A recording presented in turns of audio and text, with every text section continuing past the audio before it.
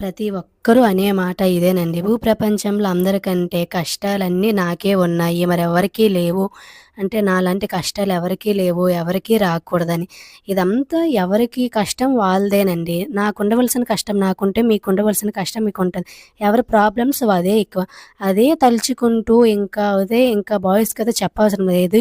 డ్రింక్స్‌కనేది అలవాటు పడిపోయి ఎందుకు అంటే ఏమంటే ఏదో ఒక ప్రాబ్లమ్ ఇదంతా ఇంకా ఈ మాట అంటే చాలామందికి కోపం రావచ్చు. ఏమి చేయలేకపోయిన వాళ్ళైతేనే మాత్రానే ఇట్లా అంటారు. ఏమంటే ఈ భూప్రపంచంలో నాకే ఇంత పెద్ద కష్టముంది, ఎందుకొచ్చింది, ఏంటనేది. ప్రతి దానికి సొల్యూషన్ అనేది ఉంటుందండి. అలానే అంతా దేవుడే కదా చూసుకుంటారనే మాట అంతా అబద్ధం.